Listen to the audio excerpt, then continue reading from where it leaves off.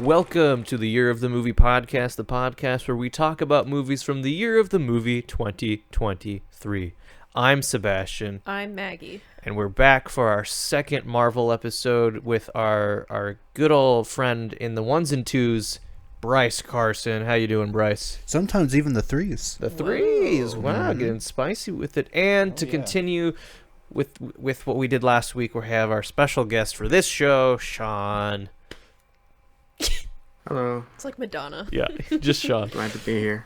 Well, it's either Sean or Sean Paul Russell. You know, you have to say Oh, yeah. all of it. Mhm. Like Jean Valjean. Yeah. Jean, Exactly. Les We Mis. should try and get John Valjean. Yeah. I think he'd have some insights. If into you want us to 2023. get, That's yeah, Les Mis, guys, right? sure. This isn't a theater podcast. No, this is the movie podcast where we talk about movies from 2023. And why? I'm glad you asked, because 2023 was kind of a goofy year for movies. Some might say an extremely goofy year for Yeah. movies. This is our last episode of 2023, Mm-hmm. which is a special occasion. It's episode 19, Yep. which means when we come back, probably end of January, beginning of February, we'll start out with episode 20. Mm-hmm. Pretty cool. We're going to do, I think, probably, I have to plan it. We're going to do some sort of like ranking system, look at our movies, see where we're at, all that good stuff. Mm-hmm. And then we'll come back with the next episode after that into reviewing movies again. Yep.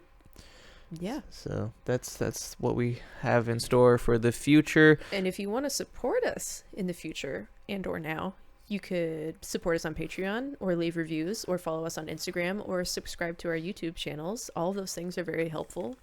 Thank you so much. Yeah. My mom does it, which means you can do it too. Wow. Yeah, so last week we talked about sort of MCU as a whole and Quantumania. This week we're talking about Guardians of the Galaxy Volume 3 and the Marvels. Yes.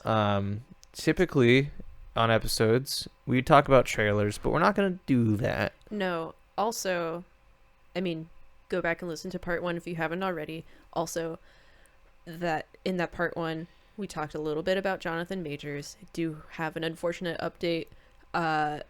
As of Monday, today is Wednesday, he was found guilty of assault and harassment, and he's now dropped by Marvel. So the future of their whole plan through 2027 is a question mark right now. Yeah. And then he was also dropped by his talent manager, his publicity firm, several films, and a major ad campaign from the U.S. Army and the Texas Rangers baseball team. Yeah, that makes sense. Yeah.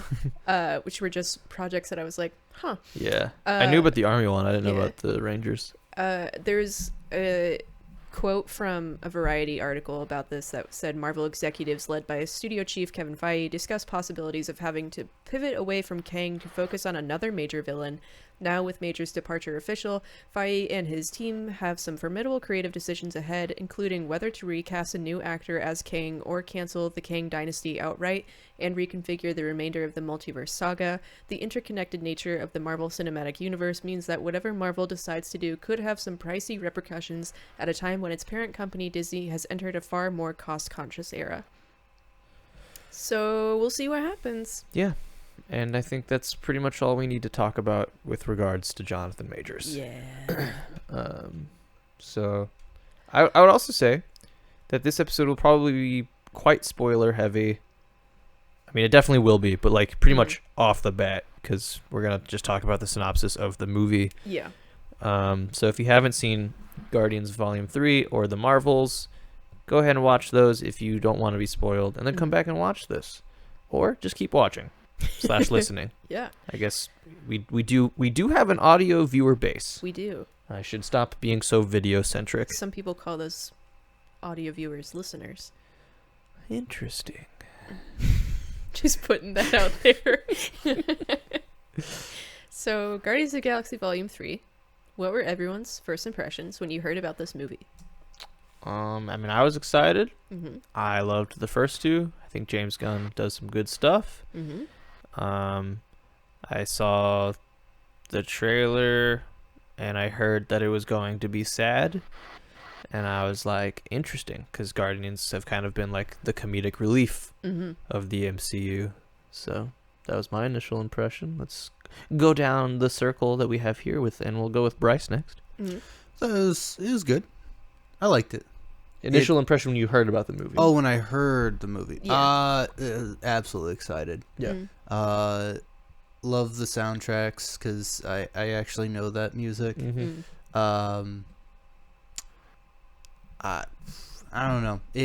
It was a weird feeling for me because I already had started getting the Marvel burnout, Mm-hmm. and then something that I knew I was gonna love, Guardians, came out, and it was a weird feeling of, oh, am I gonna care about this? Yeah. And then you did. And then I did. Yeah. Did we see it opening weekend or? No, I don't think we don't typically do that. Weekend after, maybe? I think, it was probably the weekend after. Yeah. Oh, yeah, I remember. I was supposed to see it with my partner opening weekend, and then we tried to movie marathon. Yeah. Hey, that's really hard to do now. Yeah. Yep. That's really hard to do now. That's true. So, Sean, what were your initial impressions when you heard about the movie? Well, I thought it was always sort of planned to be a 3-piece, right? Is that my understanding? Yes. Yeah. So, like, in my head, I always kind of thought it was going to be this 3-piece, and then at some point, James Gunn got cut from the Disney for a bit, right? Yeah, he And I got was he like, got oh, no, they canceled can't- briefly. Yeah. I was like, I don't even want to think about Guardians 3 without him. And then they brought him back, and I was like, okay, let's do this. I'm on board completely, 100%. This is going to be great. Yeah. And I didn't even need a trailer to see it. I was like, this is going to work out. I like second one, almost even more maybe. And yeah, I was totally ready for a third one. Yep. Nice. Maggie? Yeah. Yeah. Yeah, I'm more of a, like, I've seen 80% of the Marvel movies, 85. And yeah, I was just like, I've seen the other two, I'll probably see this one. Yeah. And then I did.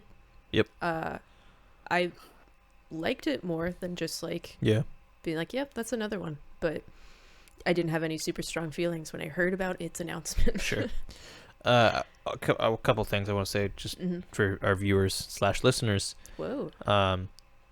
Sean is calling in remote again like he did last week, so just keep that in mind. And then also about the James Gunn thing, I feel like we should mention I have some stuff about it, but yeah. the canceling, not canceling. So he had, he had an old tweet that resurfaced. Yeah. And then Disney cut him for an old tweet. And then everyone was like, but he has learned. That tweet was from like 10 years ago. He's such a different person now. He has grown as a person. Yeah, I'm like, trying to... Don't do that.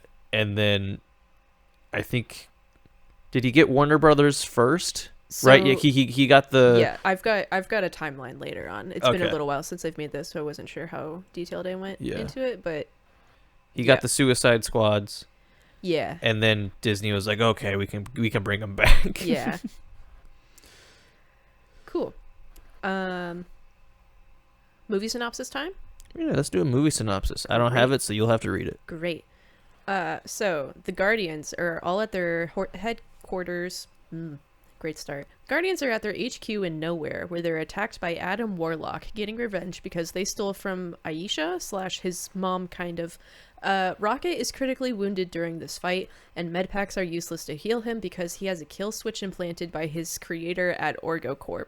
The group travels to OrgoCorp to get the needed information to override the switch and save Rocket's life. While Rocket is unconscious, he has flashbacks to his origin story growing up with friends and fellow experiments from Batch 89. These are Lila, Teefs, and Floor. They're experimented on by the High Evolutionary, who has the goal of creating an ideal society called Counter-Earth. Rocket is a successful experiment and is very useful to the High Evolutionary. Eventually, the evolutionary decides he has to harvest Rocket's brain and kill the rest of Batch 89. Rocket's friends are killed and he manages to escape. The Guardians plus alternate timeline Gamora eventually head to Counter-Earth to find the kill switch code, where the High Evolutionary says Counter-Earth still isn't a perfect society. He bombs the planet, killing Aisha in the process. The Guardians get the necessary info. Gamora rescues Peter and Rocket has a near-death experience where he reunites with Lila, Teefs, and Floor, who say it isn't his time yet. Peter manages to restart Rocket's heart and he's saved. Drax, Mantis, and Nebula meet the High Evolutionary's next batch of experiments and start a rescue mission to save these kids, leading all to a battle. Kraglin brings Nowhere to the Guardians, helping save everyone, including the countless animal experiments that Rocket releases. He also spares the High Evolutionary, or Rocket spares the High Evolutionary. In the rescue process, Peter is left in space, but before dying, he's rescued by Adam Warlock, who had a change of heart after Aisha's death. Peter decides to leave the Guardians and go back to his grandpa on Earth, leaving Rocket in charge. Mantis leaves to discover herself, Gamora goes back to the Ravagers, and Nebula and Drax take charge of the kids on Nowhere. And then a mid-credit scene shows the new Guardians, Rocket, Groot, Kraglin, Cosmo the telekinetic dog, Adam, Phyla, a rescued kid, and Adam's pet, Blurp. These are just words coming out of my mouth. That's kind of how it feels when you give a recap of a Marvel movie. Yep. I know what all of these things mean, but out of context, that's nothing. It's got a very large cast, like all Marvel movies. The big ones are Chris Pratt as Peter Quill and Star-Lord, Chukwudi Iwuji as the High Evolutionary, Bradley Cooper as Rocket, Palm Clementieff as Mantis, Dave Bautista as Drax, Karen Gillan as Nebula, Vin Diesel as Groot, Zoe Saldana as Gamora, Will Poulter as Adam Warlock, Linda Cardellini as Lila, Asim Chowdhury as Teefs, Michaela Hoover as Floor, Elizabeth Debicki as Aisha, Nathan Fillion as Master Karja, and literally so many more people. Yeah. Those are just the main ones. I've heard it pronounced Cleef. Huh? Which one? Palm Cleef? No, that can't be right. No? It's really? I mean, It's she's like a Clemen. She's French, right? Isn't she French? I don't think that MTO would be silent. Maybe that's just how I've been reading it in my American brain. Just it's Klementieff.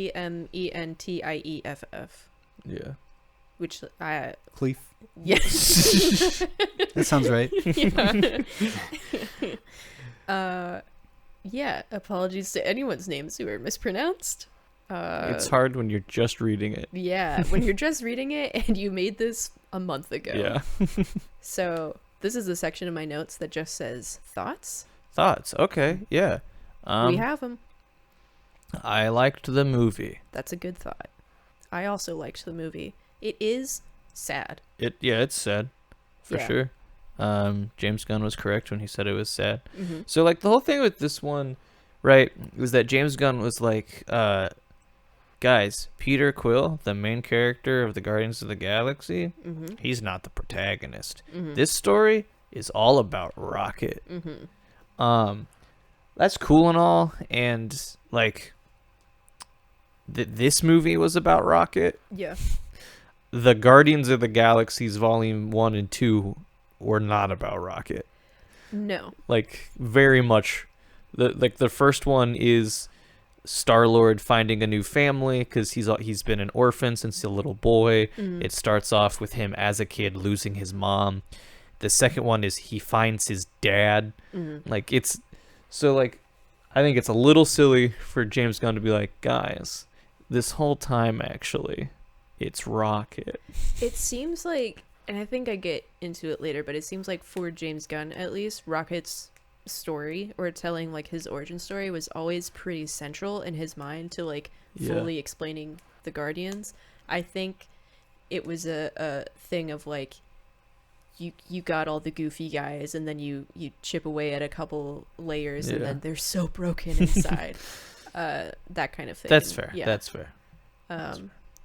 But yeah, also, I guess it kind of makes sense to switch the focus. If Rocket is supposed to be the new leader, then we have to learn more about Rocket. That's Besides, he's just a quippy guy.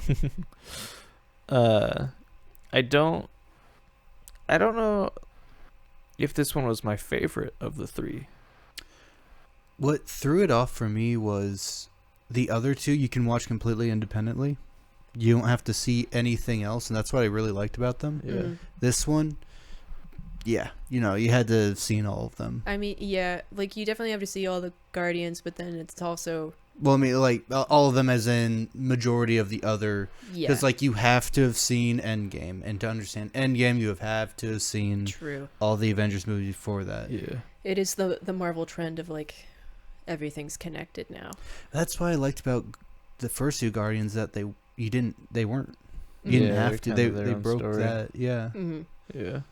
Yeah. Those were like better intros into everything else that was going on. Like if you hadn't seen Marvel stuff so far, then you could see that, and that was pretty widely liked. Yeah. Yeah. Sean, what are some thoughts that you have? So yeah, like you were saying, the first two, they were very separate, to where it was like, are these even, like, to me it almost felt like disconnected from the Marvel universe that we were used to. And so it wasn't until like Infinity War that they even tried to kind of bring it all together. I mean, Thanos was loosely connected between some of these previous ones. I don't know. I like when everything comes together, and I, as someone who isn't burnt out by any degree, actually, I was totally okay with it and just had a good time with it. I mean, it. I shouldn't say that that's what made me dislike, because I didn't dislike it, and I thought it was fine. It was just strange for a Guardians movie to be less accessible. Well, so yes, it's like what you were saying, because like you wanted to watch this with your partner, but you couldn't because she hasn't seen all of these other things. And so like what's beautiful about the first two is that you can share that with friends and family who haven't seen it and be like, look at these really good movies. But then this one, they're like, because if they're like, oh, there's a third one, right? And you're like, yes, but and you would have to have seen Thor: Love and Thunder. yeah. as well. So like that is like it's sort of like a bummer for the casual fan. Like maybe someone is like, I don't really like Marvel movies, but I do like the Guardians of the Galaxy movies. It's like they don't really have that connection with this one because they haven't seen the other things. Right. I also don't know if I liked it as much as I did just because it was good after a few bad movies.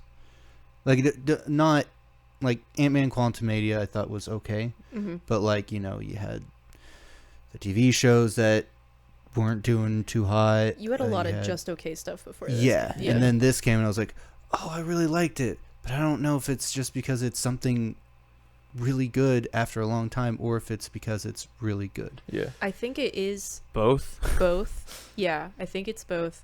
I think it's really good. I also think I'm probably never going to watch this again. And that's just purely because of the animal cruelty stuff. I can't handle that. We saw this in the theater, and even in the theater watching it, I was just like, I would have appreciated, and like it was great seeing it in a theater, but also if I had the option to like pause and walk away for a second, would have been cool. Yeah, and I mean that's something we should say too, is like a big theme of this movie is animal cruelty. Something that's so silly is James Gunn won an award from PETA for this movie. Which like PETA is not a good organization. I do not support them. But like their whole quote unquote on paper thing is on paper great. In practice, so like they do a lot in this movie to be like, look, animal cruelty is bad. The High Evolutionary is like doing eugenics on animals, and there's a lot of like just straight up body horror. Yes. No, this movie is very body horror. Like I think a big reason why it was so sad to me was because a lot of this movie was a horror film. Yeah. And like I don't like horror films because they make me sad.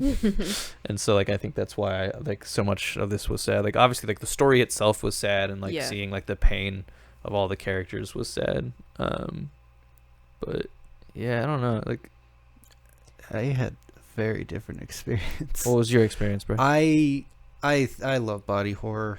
I think it's so cool. not for the person experiencing it, Yeah. but just like just really gets you going. And it movies. just doesn't know. I don't know. Like it looks cool. I can but appreciate it's- it. Like, No, so I'll say like this one particularly. I will say it all looked really good. yeah, Right. Like it was impressive, like what they were doing, but it was just very much like and like when it's an animal, you know, Right. it's tougher Right. because it makes you feel a little bit like you have no control over this Yeah. situation. Like that sucks for Oh. you specifically. Yeah. But I can appreciate body horror for like as a genre or a subgenre. I think horror is something that I've read more about than actually watched because I'm that type of film nerd who's a scrimmy one. So like the Saw series, I think it's super interesting. Am I ever gonna watch it? No. No, I won't. I just can't. That's my threshold. But Yeah. like I will read about it. Well, I guess I should say body horror in terms of like cybernetics. okay. Oh, Like yeah. you add, like the cyberpunk aesthetic. Mm-hmm. Love that. Body enhancement, I think, is like, Yeah. yeah, I'm more cool with that. But when it's like, yeah, I think it's the intention behind it. Like Yeah. the intention is to be gross, then not a fan. If it's to give you a cool eye implant so you can see through walls or whatever, sweet. Sean, you don't really watch horror much. What did you think of this? Like, True. did you see any of this as horror film? Yeah. I can't say I even thought of it Yeah. like that. No. But if I don't, like seriously, I don't watch really any horror except for like old 70s movies where like the swamp monster's coming out of the lake and it's like, oh no, and it's like it's just this plastic rubbery guy and he's Yeah. like, and we're like, get him, Yeah. move you kids, and they're like 30-year-olds on the swamp and it's like, get out of there. Anyway, And but you no, I know don't- he's I don't getting do a lot of horror, waterboarded by so I his was own just like- mask. exactly, yeah. Yeah, so there's a punishment to the monster existing. Yeah. But yeah, no, I didn't think horror, just like cool sci-fi Guardians fun time with a lot of sadness. I'll Yeah. agree. I mean, I'm not gonna be like, I'm definitely anti-animal cruelty. Yeah. We're taking some hard But stances. yeah, we're calling all that. What do they call it? The tough shots, the hot calls. Yeah. Yes. That's exactly but yeah, I right. didn't see the horror aspect. This is a small tangent, but I'm curious because so many of the episodes are horror. Mm. When you watch Doctor Who, do you see any of that as horror? I mean, some of them get like more suspenseful, like the Midnight one. If you're familiar with that episode, that's more of a psychological type of thing. Yeah. Are there any that stand out to you as like a horror movie? I mean, the Weeping Angels are very much a horror. Yeah, And that's they're- like also a Buffy Oh, okay. plot. Or no, Weeping Angels isn't Buffy plot.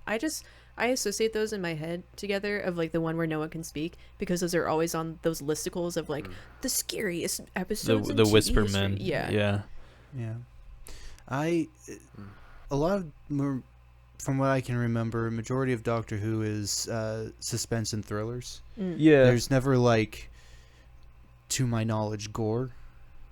Never really gore. There are times when people do turn into like goop or Isn't there like like things, but the flesh frame?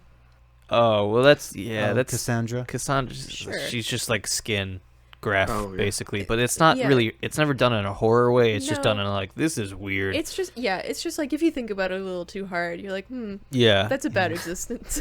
I feel like it's definitely more suspense horror Doctor Who, but like it's still, I think, would be classified as horror, just not like the gore or, Yeah. or whatever. I do feel like there are some because there's like, weird skin graft monsters or things that like just take parts of you and make Frankensteins, or like someone's head splits open and a brain attacks you, or like You're talking about when the Daleks kind of had their thing where I can't remember the exact episode, but like they were putting nano stuff inside of people, and so they like had eye stalks coming out. yeah, of like their that mouth. happens quite Yeah. a few times in the Moffat era, but there Yeah. I was talking about different special. Where there's a superhero, and then the bad guy in that one is like Brains. I was thinking about that one today. I need to rewatch it. Yeah. Oh yeah. Anyway, Marvel. Marvel. This movie, Guardians. I think there are horror themes. Yes. It's definitely, there were still funny bits, Mm-hmm. but it was all like sad humor. Like a big part of this movie is Peter Quill is really sad because his girlfriend died, and so he's basically just the town drunk. He's mourning her, and also an alternate timeline version of her is right in front of him. Yeah. And she's not the same. It's a lot of like laugh the tears away kind of humor. It's very much depression humor. Like a lot of Yeah. them are depressed, and then that's Yeah. like why they sort of aren't a part of the Guardians anymore at the end of this episode. Because spoilers, none of them die, No. but they all kind of break up and go and do their separate things. I think it's okay. I think we also kind of talked about this with Quantumania, of just like there were rumors that Paul Rudd was going to die. Yeah. Paul Rudd, the actor, was going to die Yeah. for this movie. R.I.P. But that similar with this, that like someone big had to die in it, or like people just assume that because it's the original characters that are all breaking up from this group. And a lot of the actors were like, "We're not coming back." Right. So like you expected that. You like, assume death. Yeah. Yeah. I think it's fine to not do that, or that they're taking a break from it, just because like Infinity War and Endgame were all about major character deaths. Yeah. And it's like, because Guardians has been kind of an easier way for people to get into Marvel, if you then like kill Peter Quill, that's less of an incentive for people Yeah. to keep watching that. Yeah. Can I ask, because you are all more Marvel fans than I am, if you're satisfied with the way that like the Guardians trilogy concludes with this? You mean, yeah, I think I'm satisfied. I'm definitely curious because there is a post-credit scene of Peter Quill is back on Earth. Yeah. And he's hanging out with his grandfather. Mhm. And then it's like, Star-Lord will return. So I'm curious what they're going to do there. But in terms of like the Guardians as a team that we know, I do feel like it was a pretty good conclusion. The only complaint would be that you need to know what happens in the other Yeah, movies. you can't just watch it as a trilogy like you can with Captain America. Yeah. Yeah. Sean? Oh, I was pretty satisfied with it. Yeah, I thought they're all sort of somewhat, tragic-ish characters. They've got these like bad backstories, so like I thought it was totally fine that they all came out alive. They've all sort of had that personal growth and are off on their own paths. So I thought like it maybe made more sense for this group of characters not to have someone die just because of how much they've been through, just in their personal lives, not just as a group. Yeah, I was satisfied with the whole wrap up of it. Yeah. Yeah, I think it was a nice conclude. Like, honestly, even from the start of the movie, it felt like the ending. So it felt just like a very long ending. Not that they dragged it out, because they didn't drag an ending out, but it definitely set the tone of, yeah, this is it. Yeah. We're done. I think it wrapped it up.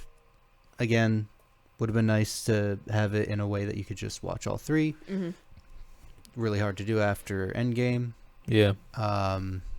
But I think it's interesting that they are not really interesting, but I'm curious to see if they do anything with the new Guardians, because they kind of got the people who are either more available or CGI. Yeah. And that's all it is. I was like, okay. Yeah. Huh. No, I mean, I'm also curious about the new Guardians. I feel like we haven't really talked about Adam Warlock really at all. Yeah. They introduced that new character. I feel like in the press for this movie, Adam Poulter being in this movie was a Will huge... Poulter. Will Poulter. Yeah. Will Poulter. Will Warlock was a big part of the press. Willock. Yeah.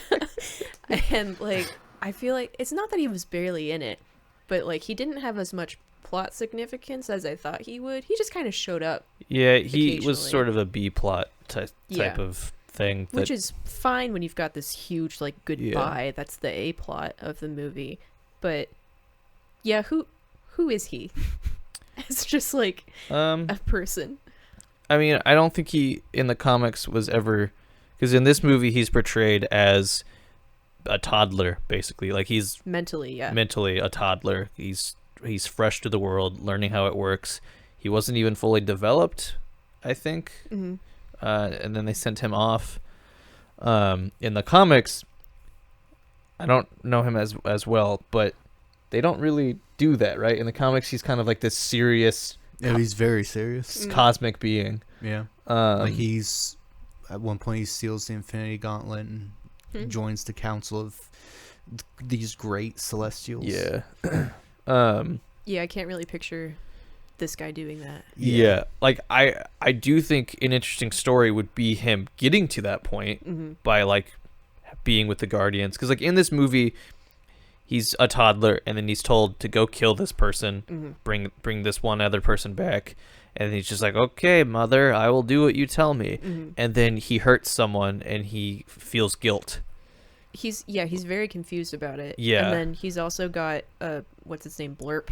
Yeah, he adopts a pet. He kills the person who owned Blurp, and then he's like, I guess I'm responsible for you now. Yeah. And then just like carries it with him for the rest of the So like movie. I do think an interesting storyline that they could do with that is he does basically learn and like find his way into that serious character.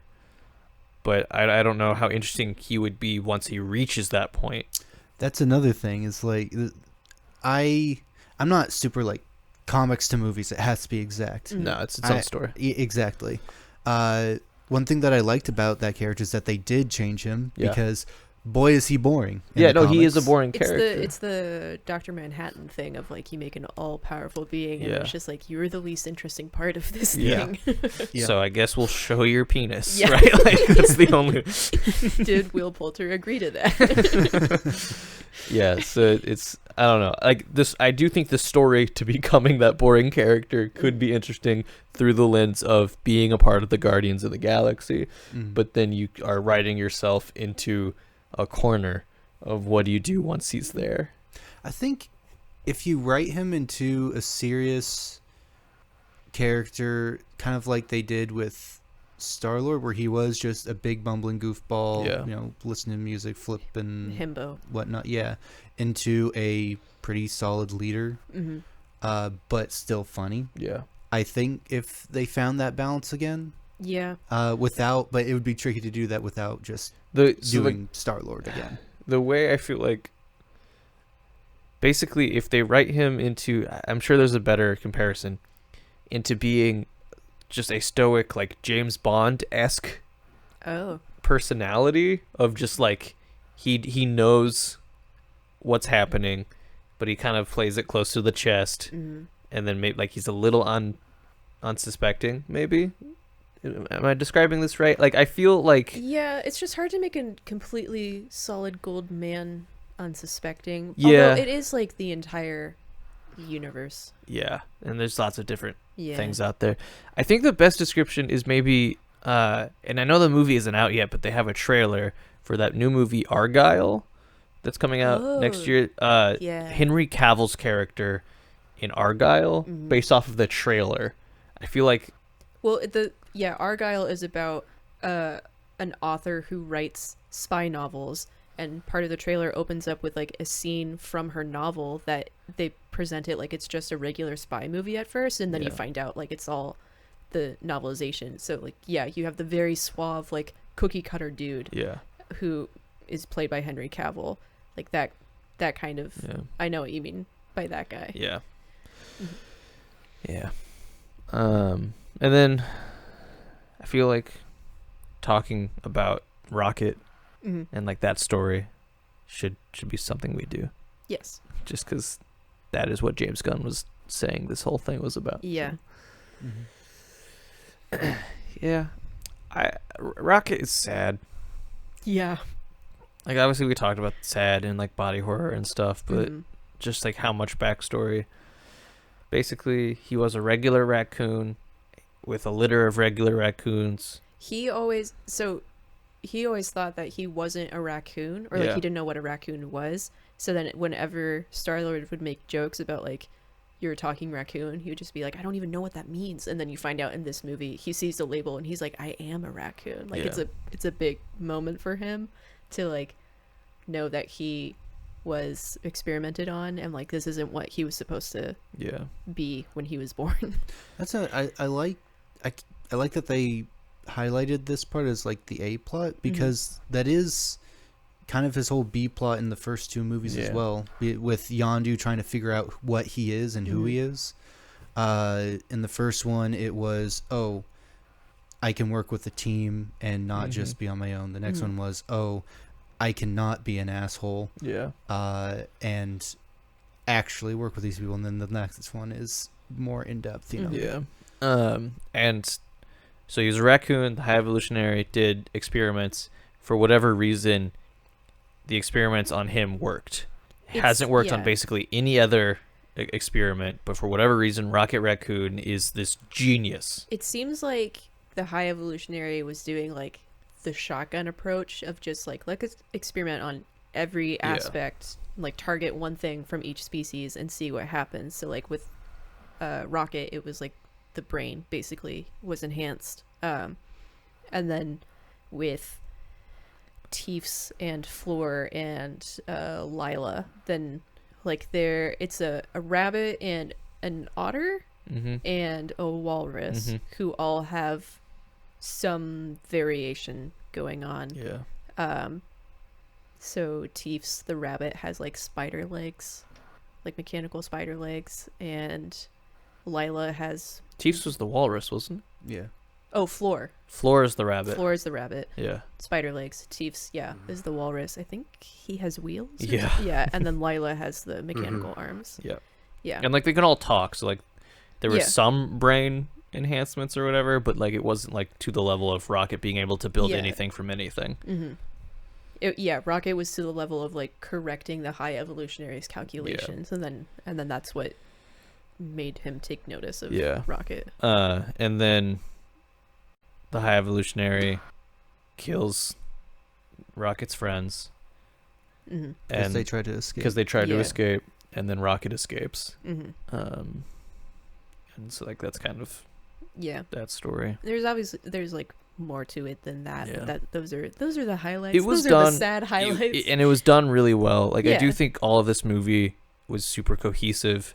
I thought it was paced well. I thought it was beautifully shot, and everything like looked really good. There is a really cool fight sequence, sort of a hallway one take fight sequence with the Guardians, where the camera's going all over the place. Right. And then there's some weird body horror in that where Nebula like breaks, basically like her neck breaks, I think, or her back or something, and then like they show it fix and pop back into place. And I forgot about that sequence. That was good. It's like a lot of this, like it is like a really solid movie, and I just think that the biggest complaint does just tie back into it's too connected into the other movies. The biggest complaint with like Marvel movies in general recently is that like it's no longer associated with quality. Like if you hear if it's a Marvel movie, and this one, in everything that I've seen, they've always singled out Guardians of the Galaxy as like the bright spot for Marvel this year,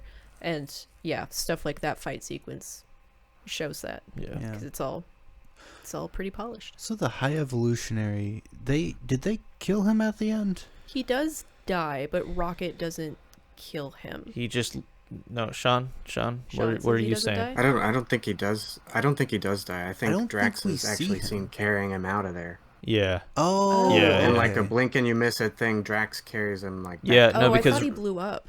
No, he took him out because Rocket was like, I'm not like you. Yeah. I'm better than you. I'm not gonna just. I knew Rocket didn't like pull the trigger, but it's been a while since I've seen this movie, so I thought he blew up in the ship. Oh, there's a deleted scene where Rocket does talk to him in a cage. Oh, okay. I forgot about that. And it's like not completely rendered. I'm gonna fact check myself later, but I remember seeing that. Interesting. Yeah. He would be a great overarching villain. Oh, to change it from Kang? Yeah. Yeah. Yeah, I mean, I feel Yeah. like when I watched this, I was just like, why is Jonathan Majors the big bad right now? Like, this guy is frightening. He's got enough of like the actual like morals of a villain in the way that James Gunn lets him be a bad person. There's no Yes. like, I'm doing this bad thing for what I think is a good cause. No, it's just like he's twisted. yeah. And like he says terrible stuff, he does terrible stuff just because that's who he is. He's allowed to be Yeah. bad, which is not something He says he's doing stuff for like quote unquote the greater good, but it's really clear that like Yeah. that standard that he sets for himself is never going to be met, so then he's just going to cause an infinite amount of pain. Yeah. So that's a pretty strong villain. Yeah. My other thought that I have for this movie is the music is much different from the first two. Mm-hmm. So it's not like just limited to like the 70s pop. Peter has the Zune. Yeah, now. he gets a Zune. So and they so have updated access, stuff. Yeah, they have access to a bunch of other music. One of the facts that I have is Gunn apparently wanted the trilogy to end with Dog Days Are Over by Florence and the Machine since he started writing Volume 2, which is a very specific tone to end your thing on. Yeah. I think tonally it makes sense though, because like the first two, like they're still kind of like in the past, and then so they get like the older music, and then this one is like, oh, they're future. They're moving on. It's not just about Peter anymore, which is why the music was in that time period. Yeah. So I just love Florence and the Machine. Yeah, So it's a very optimistic note to end things on. Yeah. Yeah. Yeah, no, I thought the soundtrack was great, as the other two are. Yeah. Also, the second movie we got, No Sleep Till Brooklyn. Oh yeah. And it ends with father and son, right? Or is that in this one? That's the second one. Yeah, no, that's in the second one, right? Yeah. Yeah. Cat Stevens. Any other thoughts before production facts? I had one and then it just escaped me. Sean, you got anything? So on the Florence and the Machine, the Dog Days Are Over song, like it kind of gave me that sense of like all the characters are sort of now not just separated individually, but they're sort of unburdened from like their pasts and such. Yeah. Like Rocket's sort of confronted his making. Peter's now willing to go back to Earth. Mantis, she sort of started as a dependent on Ego, and now she's independent. Just like Nebula, she had like a really bad family growing up. Now she's got sort of this new family of her own, along with Drax, who's lost his family. They've just sort of all turned the page on their past problems and sort of flipped it in a positive way. Yeah. So I thought the song sort of kind of emphasized that. Yeah. I think Mantis needed that more than anyone Mhm. because throughout the whole thing, she was just kind of being hypocritical and then also saying really mean things and just saying, oh, now you forget about that. Yeah. It's like, you're kind of... I mean, her whole thing of her leaving is like, I need to figure out who I am and not just be a reflection for other people's emotions. Yeah. Yeah. Yeah. I was like, you need that, girl. You need that. Take your scary pets with you and Yeah. fly. Yeah. Oh, that's right. She gets, whatchamacallits. The Lovecraftian whatever. Space whales. Space whales. Yeah, they are basically space whales. Yeah. Yeah, I don't remember what they're We've been called. going on about how good this movie was, and I forgot over half of it. Well, there's Yeah. just so much in it. Yeah. Okay. Yeah, Yeah. that's true. Yeah, like it is just it's a packed movie, Mm-hmm. which is like it's done well. It wasn't like there was too much in that movie. It was just like, wow, there's a lot in that. That is Yeah. It's a hearty meal. yeah. Mhm. Also, it's another one where you have to have a Disney Plus subscription Yeah. to see the Mhm. Christmas special. Oh, Oh, yeah, yeah. yeah. I Yeah. forgot because like I think in the special you find out that Star-Lord and Mantis are siblings, Yeah. and then it's Oh, right. just kind of like brushed on in the third movie. And it's like, oh, we're siblings now. And I was just, from the perspective of someone who doesn't have, like, I have Disney Plus, Yeah. but Yeah. for someone who doesn't, I was just thinking that's probably just like whiplash there. Like, wait, Yeah. what? Yeah. Production facts. Production I facts. guess. Oh, sorry, Sean. You go. Oh, I was just gonna say. I guess like technically, it was also a deleted scene on the Blu-ray of Volume 2 where they announced it. So like, there's again, that's not a very straightforward road to knowledge, but you got some options. Mm-hmm. Gotcha. Production facts. Production facts. So, this was released in several countries. It was released on May 3rd, 2023, but it had a May 5th release in the United States with a 2-hour and 30-minute run time and a PG-13 rating. It has, at least when I made these notes, has an 82% on Rotten Tomatoes with a 94% audience score, 64 out of 100 on Metacritic, and an A on CinemaScore. The critic and audience on Rotten Tomatoes consensus is the movie is dark but doesn't sacrifice its humor. Other reviews call it the best Marvel film in years, and negative reviews specifically take issue with how animal cruelty is portrayed. Okay. Yeah. The budget was $250 million, and Was it successful? yes. Yeah, I figured this one was. Very. So box office, it got $845.6 million, $359 million domestic, and $486.6 million in other territories. Volume 1 and 2 earned $773 million and then $863 million globally, respectively. It's the 4th highest grossing movie of 2023, and it has the best second weekend hold of any MCU movie, even with a 48% drop. So like that number, it earned 48% less in the second weekend, but still holding strong as far as Marvel movies go. Did they just not like that there's animal cruelty, or did they think it needed to be? I forget if I specify later, but from what I remember reading, then it was like animal cruelty being used as a not glorifying, but like the fact that it's a catalyst for the like who he is now. I truly forget, but it's something about like the making Rocket as a result of animal cruelty. I don't remember. Yeah. Yeah. I can look that up later. I just don't. That argument doesn't really hold a lot of weight for me. Mm-hmm. People are weird with animal cruelty. Of just like, because like how else portraying it is How else do you think Rocket would be made? He ate a robot and then boom, yes. Like from the beginning, his dad was a robot and his mom was a raccoon. Gosh, when a raccoon and a robot love each other very much.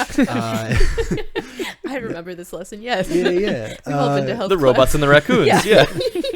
Tale as old as time. Yeah. But like from the beginning in the first movie, you see the spine grafted onto him. Yeah. Immediately you think, okay, someone. He's been through it. Yeah. So it's like we knew this was kind of its beginning. Yeah. I don't know. I can look up specifics later if we want to, but I'm gonna keep going for now. Yeah. So this movie / just a third Guardians movie in general has been teased since 2014. James Gunn had plans for the trilogy, but was reluctant to work on a third movie without Michael Rooker as Yondu Udinata. Initial private release date was set for May 1st, 2020, and then Gunn turned in a rough draft of the script in June of 2018. July 20th, 2018, Marvel ties are severed with Gunn over the controversial tweets. He apologizes, the cast, and that, like, basically the entire cast of Guardians, and then also 300,000 people, like, signatures on a petition, they all came to his defense to say reinstate him. I forget the specifics of the tweets. It was just, like, in general, like, should he have said it? No. Was it pretty par for the course in like early 2010s? Yeah, it wasn't a funny joke, but like it was a joke, and he's been very vocal since then about I can't remember what it was, but I know it's just like the causes that support what he was making fun of. He's been very vocal supporting those causes. And so it's just like clearly he's learned. Yeah. Obviously he knows. I don't want to keep talking about Bill Burr, but it is that, like, it does remind me of that quote that he said in that interview of, like, if you have to go back in someone's tweets for like 8 years to say, see, look, they're a terrible person, it's like, well, there were 8 years where they were not a terrible person. Yeah. And that then doesn't have any value. So, like, Yeah. sometimes he's right. So there were apparently tense negotiations behind the scenes by Marvel to convince Disney to hire Gunn back. Basically, by that point, it was out of Marvel's hands. It would have to be a Disney decision to say, like, he can keep directing this. And then August of 2018, the pre-production crew already assembled were dismissed while they searched for a new director. Batista threatened to leave the project, and then Sean Gunn was unsure about reprising his role. It'd be real weird because they're brothers. Weird. Yeah. Yeah. to be like, my brother's not attached to this anymore. I'm gonna take that check. And then in mid-October 2018, the day after James Gunn joins DC's The Suicide Squad, he's informed he can return to direct the Guardians movie. And then negotiations agreed to put the Marvel movie on hold until 2021 so that he can make the DC film.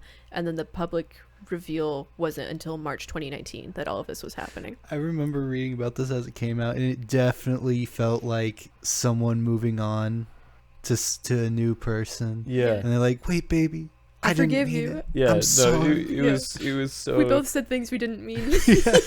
Warner Brothers, which arguably is struggling much more than Marvel when it comes to superhero movies, was like, oh, you don't available? You don't want the guy who's done like your big thing, Yeah. that like that is just like successful for everything that he's done. We will take him. Yeah. We have goofy guys too. We got tons of goofy guys. Yeah. You want goofy guys? We'll give you goofy guys. I mean, we already got one TV show about goofy guys, but trust me, you can have another. Yeah. I did read another article from Variety when I was looking at the Jonathan Majors stuff, where it was just talking about like where Marvel is at right now, and like the difficulties that they're facing. And it said like the fact that the most successful movie that they've had this year, being directed by the person who's now the head of their rival DC, is like not a fact that's lost on anyone. Yeah. James Gunn said he views himself as and Rocket as the same. So it's not like an autobiography, but he's like, if I identify with anyone, then it's this character. He felt that you could justify a Bugs Bunny-like character in the MCU if he had the saddest origin story in the universe. Which, yeah, correct. Job done. I do think that's interesting because I remember like when the first Guardians came out, like I feel like what happened was DC was like, we can't make a Wonder Woman movie because it would be too hard to do the invisible plane. And then Marvel was like, cool, we're going to do Guardians of the Galaxy, and it has a talking raccoon. like that was like the response from Marvel, and like that was just like so funny. Yeah. And then James Gunn is just like, yeah, he's going to be the saddest character in the universe. He also initially considered telling Rocket's origin story as a Rocket and Groot team-up film without the other Guardians, but he felt that Peter needed more of a conclusion first. Yeah. I like the idea of a Rocket and Groot, like, buddy cop style story, but yeah, for a trilogy, it feels like a weird note to end on. Yeah. Yeah. Like, it could have been cool if they did like a movie in between, like where it's just Rocket and Groot and then Guardians. Yeah, like a special or something. I do feel like though, like it would only work if it was the original Groot. Like this new Groot is so much like he's Star-Lord's kid just as much as he is Rocket's kid, right? Like, and so like I feel like this one doesn't quite work as a buddy cop. First Groot didn't feel like Rocket's kid. No, they were like, just like friends. Yeah. And like so like they were that's just a package deal. And that's why I think that one would work for a buddy cop. But to do a weird prequel, I think would be a little weird. That's fair. Yeah. after drafting this story, the script apparently went relatively unchanged even through production delays, although there were some conflicts with the Thor Love and Thunder edit that they then had to iron out. Yeah. But, yeah.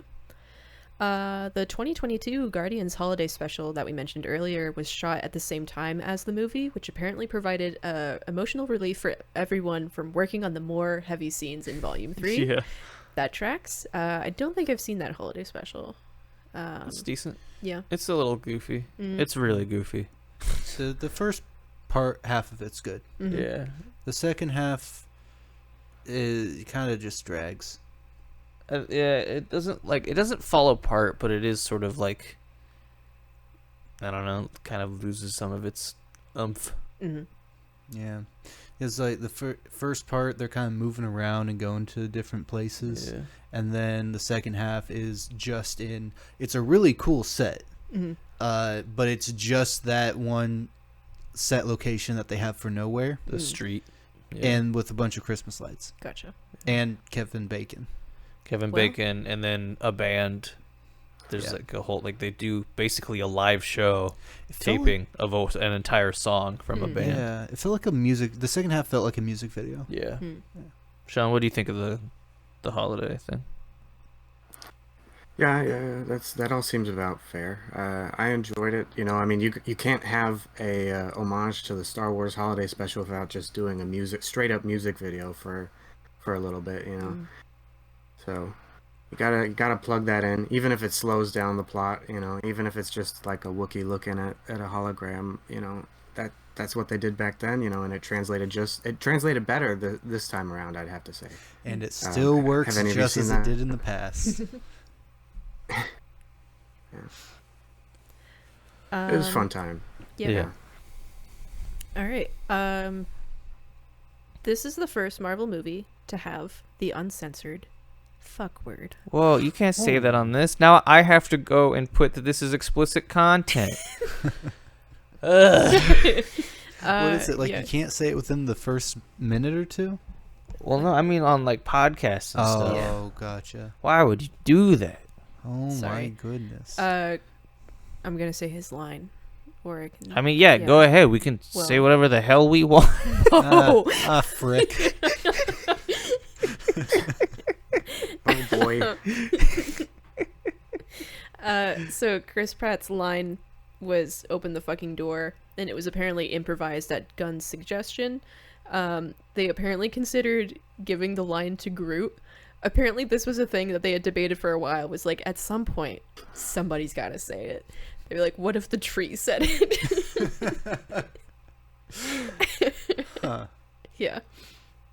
It's a very casual use. It's just like, yeah. It was done perfectly, They though. don't make a big deal Yeah, of it. because like in the scene is they get into a car and then Nebula's never used a car before. so she doesn't know how to get in. Yeah. And so Peter's getting annoyed because he's been in a car before because Yeah. he's from Earth, and then he's like, after some back and forth, he's just like, just get in the fucking car. Yeah. Yeah. I remember there being an interview about that because it was the first use of the word in Marvel, and that option was originally given during Endgame, either Infinity War or Endgame, to the Russo brothers. Oh. And they were like, we don't want that to be part of our thing, you know. Really, they didn't want the scene where Tony Stark dies and as he's dying he just says, fuck. That would be a pretty good time to do it. Yeah. Or like Peter running up to him while he's dying is like, oh fuck. or when Thanos is like, I don't often enjoy what I do, but this will be pretty fucking cool. I thought you were gonna say this fox. I am in fucking inevitable. Yeah. But no, and then James Gunn went on Sean. Oh shoot, sorry, I didn't hear him on my. No, it's good. It's good. Or like when he's like spoilers for Endgame, when Thanos is finally being dusted, it's just that one word drawn. Oh yeah, he slowly fades away to nothing, and he just says, "Fuck." But it actually finishes. Yeah. Unlike Samuel L. Jackson's, which was Yeah, no, there's no cut. Yeah. You before his mouth fully fades, the mouth is the last thing to fade away. And it has a clear K sound at the end. It just gets close in on the mouth as he fades into nothing, and it ends with the, and then it fades into nothing, and you see behind, and then like Spider-Man or someone is giving like a thumbs up. Nice. We did Good it. job. Yeah. But in the interview, he goes on to say like, Kevin Feige apparently brought it up again. He was like, "Hey, you can do this, but you're gonna be known for it being that movie." And it's like, yeah, I want that. Yeah. I just thought that was interesting. Yeah. It was. I didn't watch it. I read it, so Sure. take that with a grain of salt. Yeah. But I have 2 more facts before we get to our rating. George McKay and Renee Jean Page were on the shortlist to play Adam Warlock. Microsoft made a 3D printed Zune as part of the Guardians of the Galaxy 3 promotion.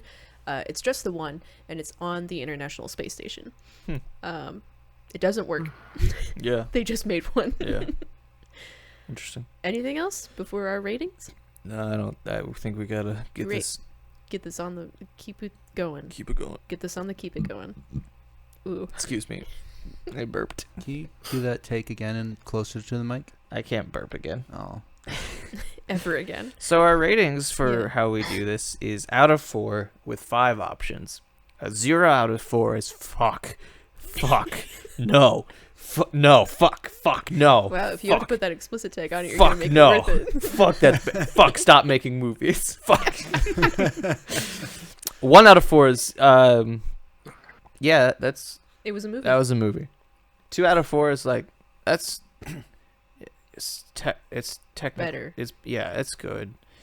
3 out of 4 is I liked it. That was a good movie, and it was well made. Mm-hmm. And 4 is that's Oscar worthy. Mm-hmm.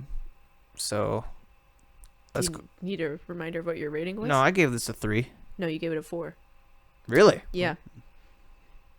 So I gave this a 4, and I'm sticking to it. You won't be convinced otherwise. Ain't nobody gonna tell me what I want this movie to be rated. except for me. You wanted a 4.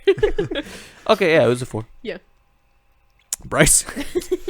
Well, let me check with past me Yeah. You to confirm. past you didn't have anything. Oh man, well then I guess that's my no. Yeah. I'd give it a high 3. Cool. Okay. Sean? Yeah, Sean. Yeah, Sean. I can't not give it a 4. Cool. So it's got that 4 from me. Mm-hmm. Past me would beat me up. I gave it a 3. Plain and simple. Just because I can't watch it again, and I Mhm. can't consider that to be a perfect movie if I can never watch it again. Sure.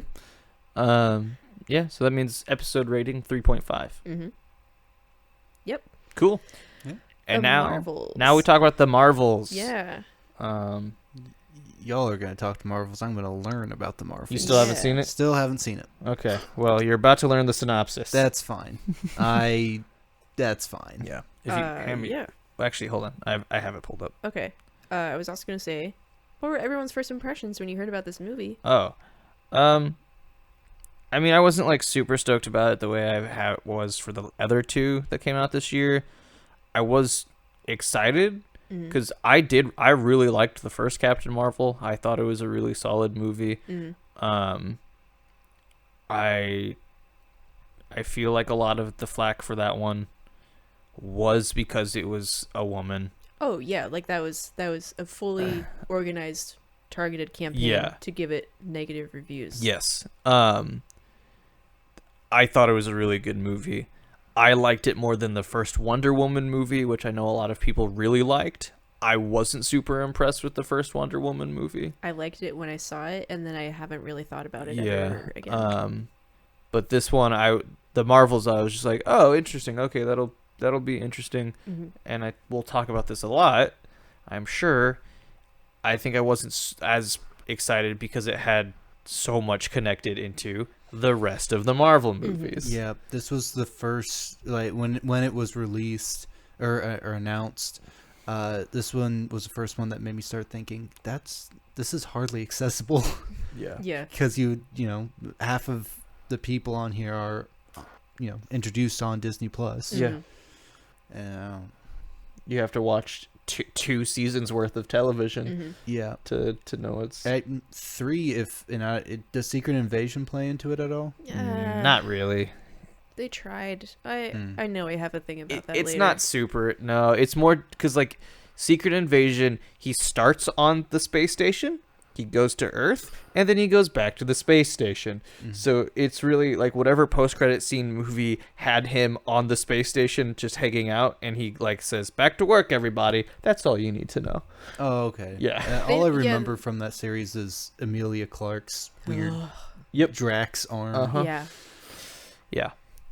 Sean, what were your first impressions when you heard about this movie? I'm not really sure even when I first heard about it. Maybe the end of the Captain Marvel series. I remember it was like Miss Marvel series. Miss Marvel will return in the Marvels, I think. I was like, well, I just enjoyed that series. I look forward to seeing Miss Marvel again. I liked Captain Marvel, but that was about. I was like, I look forward to it, but it wasn't like Hype Train Locomotive Express. It was just like, yeah, I'm here to. I'll watch it. It should be good. My thoughts were just nervous for the online response of another like. Which I know there was some, obviously. Yeah. It wasn't as bad as the first one. I think a lot of the flack this time was more warranted because of all of the who are these people? Yeah. Like, I have no idea what this is about. I think there should have been just a Captain Marvel 2. I think I would have been way more excited if it had just been Captain Marvel. I agree. It's just like the initial premise of like people responded. Obviously not everyone. Not all men, but a lot of people responded with, there's a woman and she's a protagonist. Let's downvote that to hell. And then what's our way to fix that? Let's make it 3 women and let's make 2 of them women of color, because that goes over well every single time. So I was just more nervous about like the world that we live in than the actual movie itself. I had no real like positive or negative thoughts in anticipation of this movie. That's fair. It felt like it gave me third energy movie. Yeah. No, definitely. Or third movie energy. Yeah. So like I do think, and I'll say this, I liked the movie. I thought it was a good movie. I do think there was a really solid movie had it just been Carol Danvers versus the villain, because the villain was really only personal to Carol Danvers. I think, well, so like they tried to make it like it's obviously going to have Captain Marvel in it because she's the established character. Yeah. It's going to have Monica. Rambeau. It's going to have Monica because she's connected to Carol's past. I think it makes sense to have her in this movie, and then they try to attach the villain because of like the intertwined powers, like the bracelet thing with Miss Marvel. But yes, if it was just Monica and Carol, I feel like that's a stronger initial premise. Yeah, and I think if they had wanted Miss Marvel to be in this, she could have been a small cameo, like in a scene or something. So that you can still have the post-credit scene where that thing goes off into whatever. But I don't even think Monica, like, I get Monica's part. I don't feel like her story was as necessary. I feel like maybe we should talk about the synopsis. Yes. Before we start breaking down the movie. Yeah. Do you want to read this one? Yeah, I can read this one. Great. Carol Danvers destroyed the Supreme Intelligence, which leads to a Kree civil war that destroys their home planet, Hala? Hala. Mm-hmm. Bad air, no sunlight or water.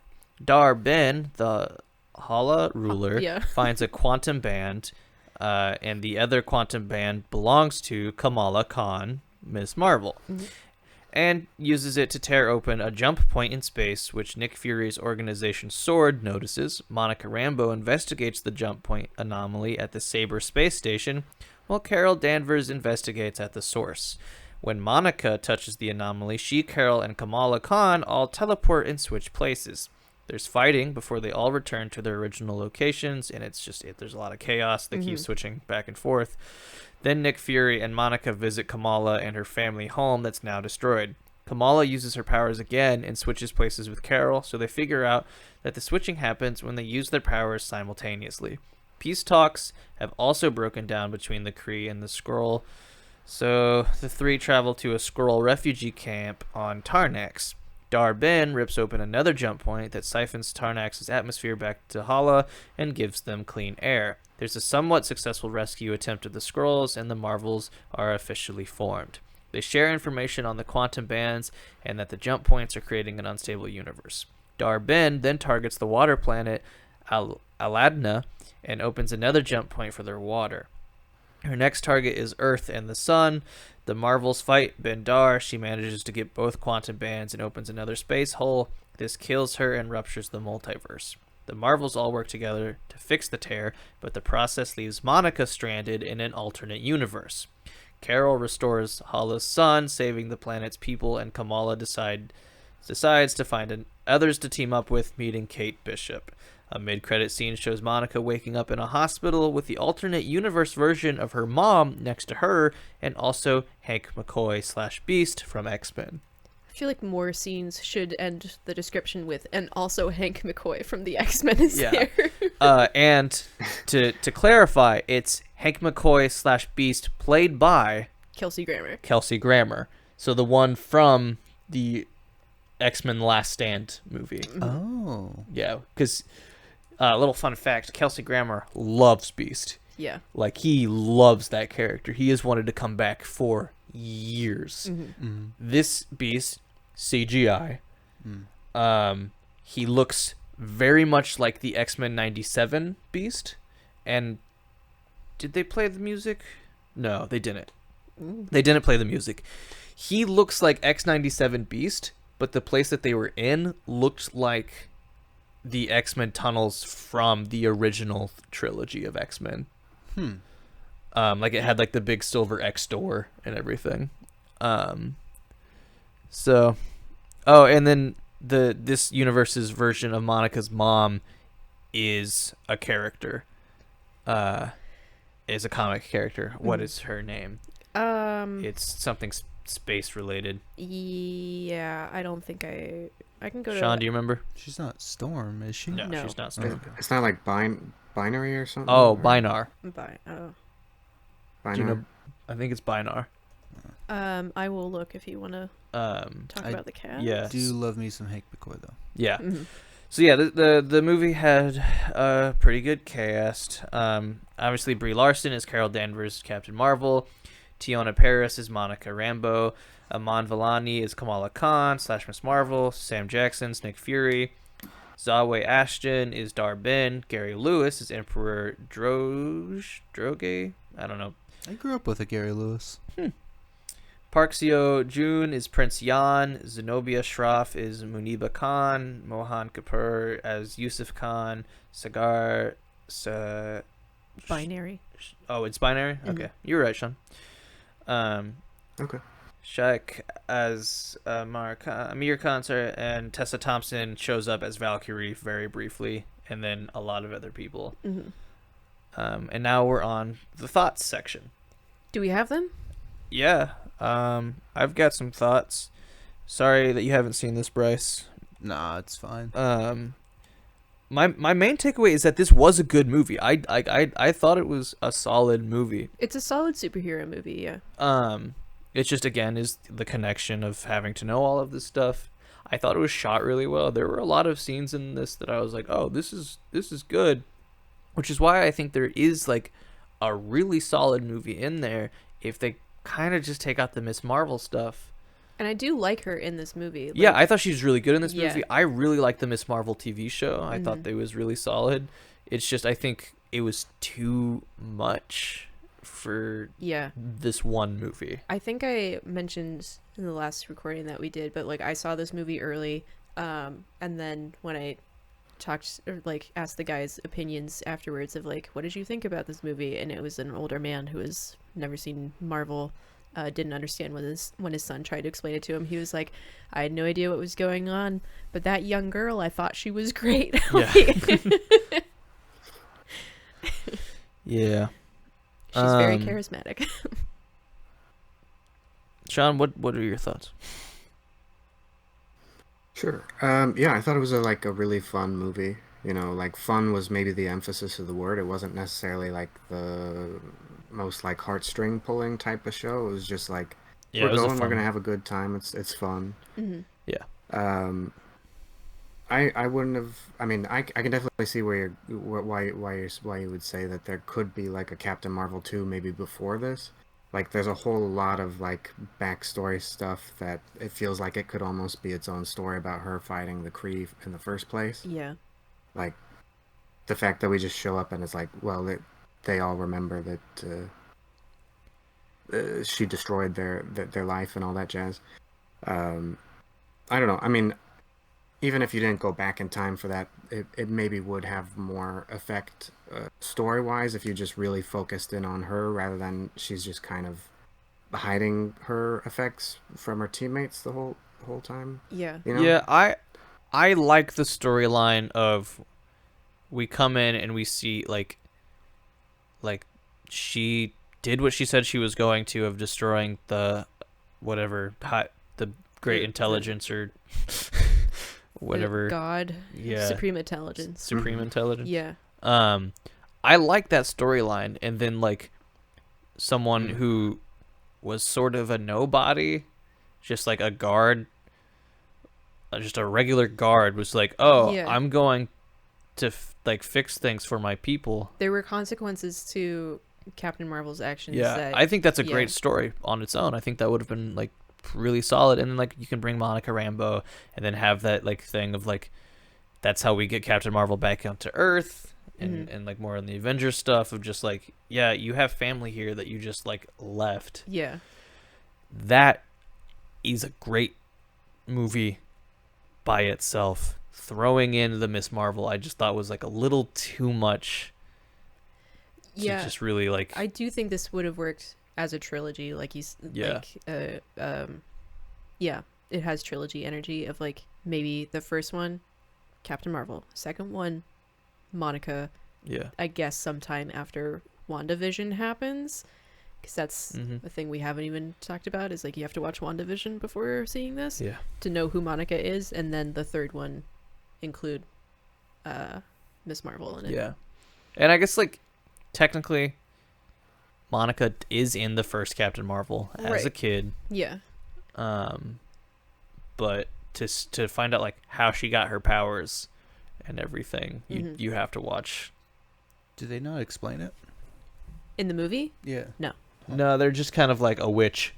Like that's like I think there was like a throwaway line of just like, yeah, I dealt with a witch and I got these powers. Because Captain Marvel doesn't even know how. She's like, what happened to you? And yeah, she didn't even know that Monica had powers. Yeah, because they don't talk. Yeah. So then, yeah, it's treated more as like a throwaway line if she's like, it was a witch's curse. You had to be there kind of thing. Interesting. Yeah. I thought the fight scenes were good. Oh, fight scenes were it was really well choreographed. It's another one that was filmed really well. I mean, like Marvel typically films things well. I feel like some kind of stand out more than others, but I thought there were some really good shots in this. The sun being drained was good.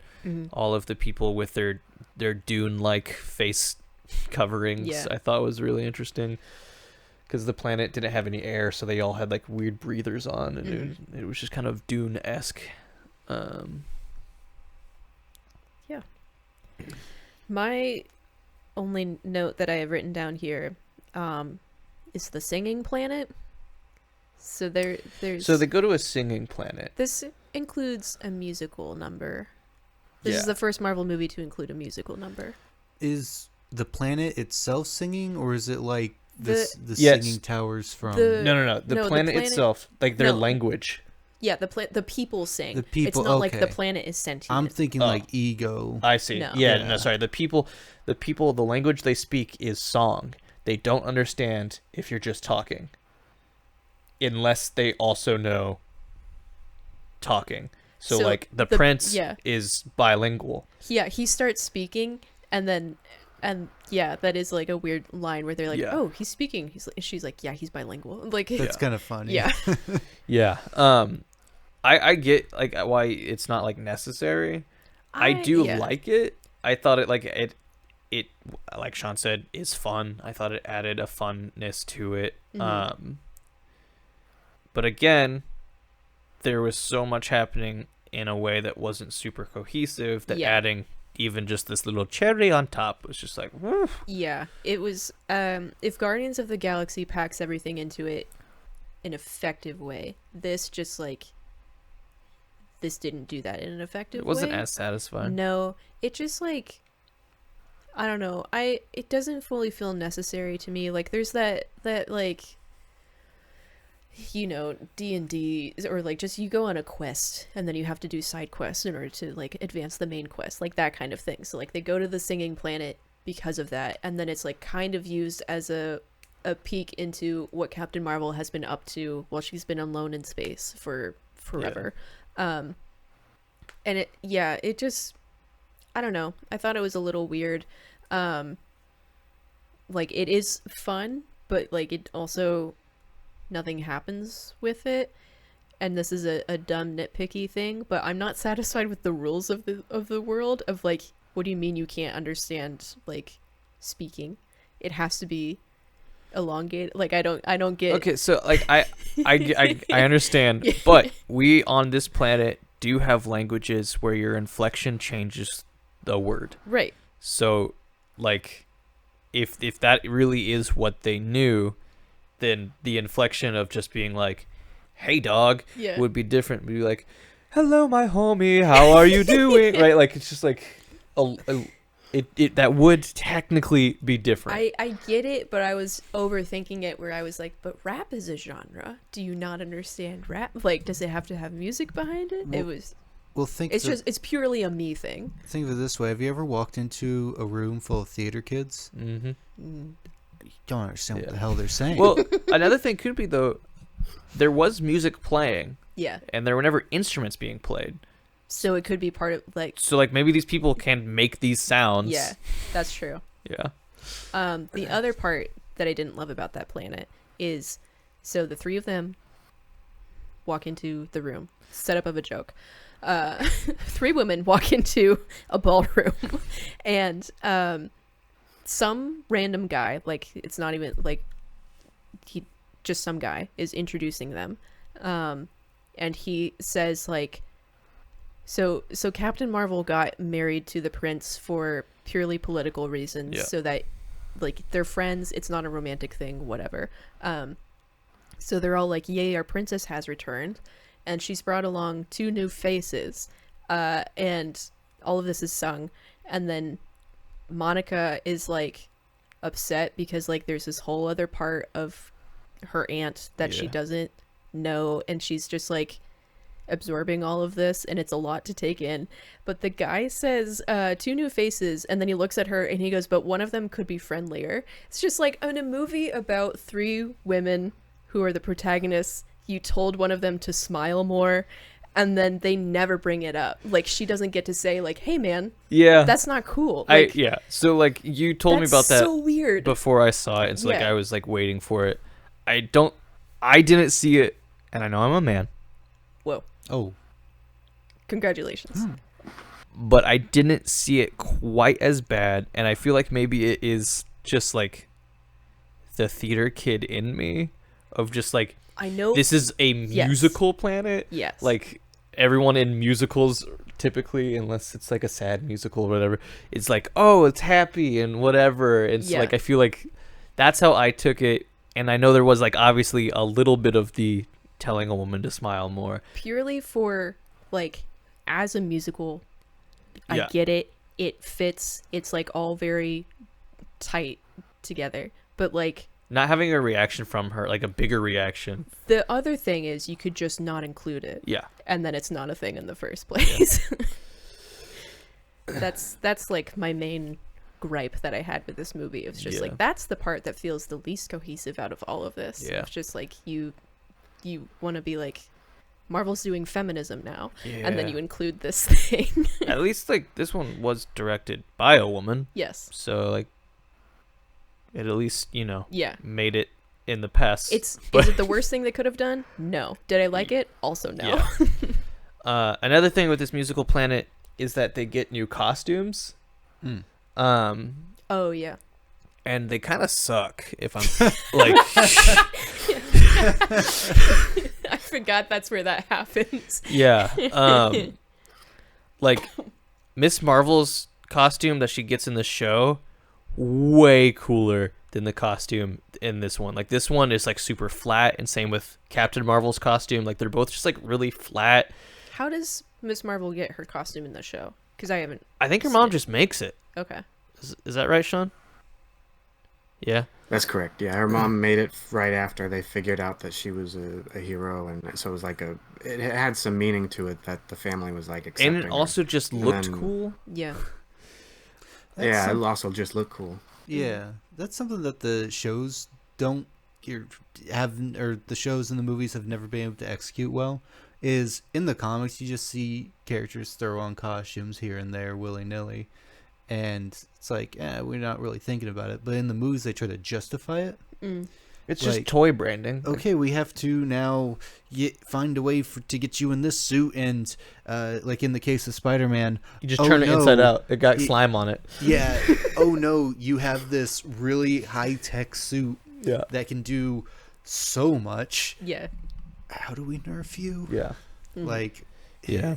And like the new thing that they gave Miss Marvel with this new suit is that her scarf acts as not sentient, but like she uses it as a whip. But like that can grab on and then like pull people. So they're telling her to not use her powers because she's got the other half of the bangle, so like she's an easier target for the villain. So then the guy is like, use your scarf. Yeah, so they gave her clothing that mimics her powers in the comics, basically. Because in the comics, Miss Marvel is basically Elastigirl. Oh, okay. Like she just stretches and like turns into like different shapes, basically. And then in this one, because they are making her a mutant now, because in the comics she's an Inhuman, but now she's a mutant. They also changed her powers. And like whatever, that's fine.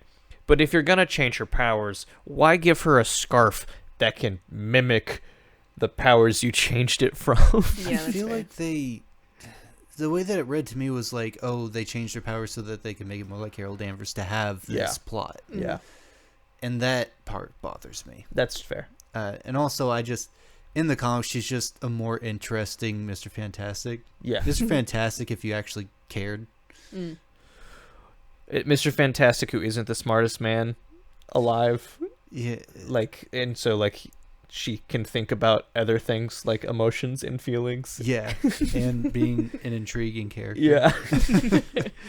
Yeah. It's like the Singing Planet was weird. I want to mention the scrolls, like that little part where like they save a bunch of scrolls from a colony. Not all of them, just like a bunch of them. Yeah, they're very realistic about like, we're doing triage here. Like, this is the best we can do. Yeah. Camilla is like, we have to save them, and Carol and Monica are like, we've saved most of them. We can't. This is the best we can do. I'm sorry. Get on the spaceship, or else we're gonna die. They're like, this is. We can save this many. If we don't leave right now, we're gonna kill everyone. Yeah. So they save a bunch of them, and then while they're in space, Valkyrie uses the Bifrost portal thing to take them off of the ship and back to New Asgard. So New Asgard is just like this magical place where unhomed people all of the scrolls now. Yeah. Yeah. But I think doing that is very weird post Secret Invasion, Mm-hmm. which is like sort of a story that's not quite wrapped up. And then like the whole point was like we have too many scrolls on Earth. The thing is that Secret Invasion Sucked. was bad. So if it goes against that, then like cool. Yeah. Maybe this is one of those things of like, let's just pretend this one never happened, Yep. and then like we just have everyone on New Asgard now. I guess you could also kind of think of it as like maybe the ones on Earth are like, this is the radical cell of the Skrull population, and the rest of them are pretty chill. Yeah. Yeah, I don't know. Secret Invasion was rough. They chose that series to kill Maria Hill. Mm-hmm. I know. That's my takeaway from that Yeah. show. Yep. When that happened, and like I think that was like the first episode where she dies, and then like you see the whole thing of like Skrulls changing faces, and like no one is who they say they are and everything. So I was like, oh, okay, so there's no way that like she's actually dead. Like They this, can bring her back. yeah, like Nick Fury's right hand person, like gone. Yeah. And then the rest of the show just kept happening. It was like, oh no, they've committed to this bit. Yeah. Also, and I don't mean to keep going on Secret Invasion, but have they nailed down how long Rhodey was a Skrull? No, No. not yet. Because that'll be kind of messed up if Rhodey never got to say bye to Tony. Yeah. Yeah, no, a lot of people are they've been online like being like, if you made him not say goodbye to Tony, that is terrible. Like why would you do that? I'm sure this is all very difficult to follow if you haven't seen Secret Invasion. Yeah. So like out of context, you know what? It doesn't actually help in context. Nope. Not really. There are aliens on Earth, and they can mimic people. That's They're basically what you have to know. shapeshifters. Yeah, Yeah. they're shapeshifters. So then the whole implication is like, they've been here the whole time. And then who can you really trust, Yeah. et cetera, et cetera. Whatever. Yeah. I don't know if I really have much more to say about the Marvels. It was fine. Oh, the cats are back. What are those called? Aliens. The Flurkin. The Flurkin? The Flurkin. Flurkin. Flurkin. Yeah. Okay, so the Flurkin are back. Mhm. Goose is there. Goose lays a bunch of eggs on the spaceship, Mhm. and they hatch into little baby Flurkins, so kittens. Mm-hmm. And then they have to evacuate the Saber space station. And the way that they do that is the kittens Eat everyone. eat everyone, and then they pile all the cats onto an escape shuttle, and then it lands on Earth, and then the kittens start vomiting everyone out. Because it's like there's an issue with the escape pods, so they can't save everyone, and you think it's going to be another thing of like, oh no, we couldn't save all the Skrulls, now we can't save all the Saber people. But then they just have the kitten. They're like, we can transport so many more kittens than we can Yeah. people. And it sounds goofy. I actually liked it. It's a pretty good sequence. They do it in a way that's like, oh, okay, this is fun. That's the type of fun that I'm cool with in this Yeah, movie. Was that like a Camilla Khan idea? Yes. No. Okay. I think so. Was it her idea? I think, Was it not? or was Oh. it happening think by the so. time that they got back? Like, I feel like there's the door opening, and it's at least Monica and Carol who are like, hello, what's going on? And everyone's like, we've got this under control. And then like employees are being eaten in the background. I forget exactly if Kamala was involved in that. I really thought that she was like, guys, all right, that's fine. I don't Because I the think way it's that's described to... Sorry? Oh, I thought that was a Samuel L. Jackson nugget there. Oh, yeah, that would make sense. Probably. Yeah. Because the way that you described it, it sounded like creative thinking of a Yeah. fresh face. Yeah. Okay. Her family's definitely there. Yeah, her family was there. Her family is, for minor characters, a pretty big part of this movie. Yeah, I mean, like, they're a big part of the show. Mm-hmm. So, like, I guess it kind of makes sense. But again, it adds more to this movie that they wouldn't have had to deal with if it wasn't about her. I kind of wonder if the family was included more in it just to provide more context of like, if you haven't seen the show, then you at least know that this is a young superhero with a Probably. very supportive family. Yeah. And here they are again to remind you of that. About the Flurkin and that escape, I liked that sequence. I thought it was done well in a way that like worked. Mm-hmm. I will say, by having earlier in the movie Valkyrie show up with a magical portal that can take a bunch of people all at once. And isn't there an Asgardian who works there? And there's an Asgardian who works on the Saber space station. Yeah. Why wouldn't why wouldn't it just be, hey Valkyrie? SOS, LOL. Yeah. she was busy with New Asgard. Yeah. Yeah. Did you in Thor: Love and Thunder? They established that she does a lot of meetings. Yeah, and so she So gets. you have to watch Thor: Love and Thunder before you see this movie.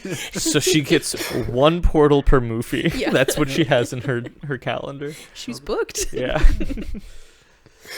Are we good to move on to production facts? I'm good. Sean, are you good? Sure. Cool. All right. So this movie had a Las Vegas premiere on November 7th, 2023, with a wide release in the US and China November 10th, 2023. The release date kept getting pushed back at various points from the original July 8th, 2022 date. So like it started as a 2022 movie, and then like we mentioned before, it at one point switched places with Quantumania, because Quantumania was farther along in their development, allegedly. And then it has an hour and 45-minute runtime with a PG-13 rating. Ratings at the time that I made these notes were 61% on Rotten Tomatoes with an 83% audience score, 50 out of 100 on Metacritic, and a B on CinemaScore, which is the same as Eternals and Quantumania. Very mixed critic reviews. There's a 1.5 star on RogerEbert.com calling it terrible. And then it's got an 8.5 review from Paste. And that said, DaCosta's assured efficient direction feels like an example of what we could have been enjoying this whole time if we hadn't gotten bogged down by gloopy effects and overblown lore. It's a story that focuses on well-developed relationships, entertaining locations that don't overstay their welcome, and a reasonable plot that clocks it at a reasonable running time. The Marvels adds up to the most enjoyable movie in the MCU that the MCU has released in a long time. So either terrible or you think it's 8.5. Yeah. It sounds like some people have Disney Plus. Yeah. And some people don't. Yeah. That's probably part of it. Yeah. This one to me, like Sean, you said this about Quantumania, but like this one felt like an old like 80s adventure movie. Yes, where it's that quest thing again of like we have to do the thing so we can do the thing. Yeah. And with the power of teamwork, we can do the thing. Yeah. Yeah. It had a budget of $274.8 million gross, but a $219.8 million net because of the $55 million subsidy from the UK government that they got. Okay. It is the highest budget of the 3 movies this year. And was it a successful movie like the other 2 Marvel movies this year? No. So, box office, $188.9 million. Oof. It was originally predicted to earn $60 million in the first weekend, but after earning $21.3 million the first day, predictions were lowered to $47 to $52 million. It earned $46.1 million, which was still number 1 at the best opening for a black female director, but it's still the lowest opening weekend for a Marvel film ever. Yeah. It has a 78% drop in its second weekend, which is also the largest for any Marvel film. And then, according to Screen Rant, the fact that the Marvel's cast was largely unavailable to promote the movie as its release coincided with the end of the 2023 actors' strike, it remains to be seen if the rest of Phase 5 will follow the trend of the Marvels in Quantumania. The next movie on the docket is Deadpool 3, a sequel to the popular X-Men sub-franchise that could perform very well. It's unclear how the follow-up Captain America Brave New World might perform, but Phase 5 may have kicked off a period of back-and-forth instability rather than the inevitable slide downward. Yeah, I do feel like Deadpool 3 will be a success. But Captain America, it's harder to get people invested in that without Chris Evans. Yeah, and that one you probably have to have seen Falcon and Winter Soldier. That's the one series that for whatever reason, like I haven't seen that series yet, and that's the one that I have the least motivation to see. Which like I like everyone in it. There's no real reason for it, but I'm just like, meh. It's better than I think expected. Yeah. It's weird only because I had to cut an entire B plot out because they had a whole pandemic storyline. Yeah. And then yeah, you can't really do that right now. And it came out during COVID. Yeah. yeah. Yeah, so like But I do think it was good. I think it was well written and everything. I actually don't think you need to see that series to see the next Captain America. I guess just to know that because Falcon is really Captain America now. Yeah. Well, if you've seen Endgame, then you know that he got the shield. Yeah. Yeah. And I think it's just they're Yeah. kind of just assuming, okay, he's gonna Yeah. be Captain America next. And all the show really does is take a step back and be like, is this what I really want? Yeah. And then you have a bunch of villains that you'll never see again. Yeah. And then Gotcha. I will say, in that show, the villain is the worst part. Like the weakest part? Yes. Yes. yeah. Cool. Which villain? The flag. Oh, okay. Yeah. Because I the bad Captain America was a cool part. Oh, sorry. Yeah. Wyatt Russell was great. Yeah, I'm talking about yeah. the weird terrorist group. That's fair. Cool. Other reviews said that the cast had great chemistry, but the movie press wasn't able to capitalize on that due to the SAG-AFTRA strikes. I agree.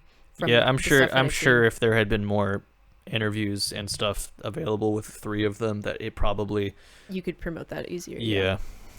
And then the director, Nia DaCosta, was hired August of 2020 to direct the film. She's the first Black woman hired by Marvel for the position. She's also a co-writer on this film.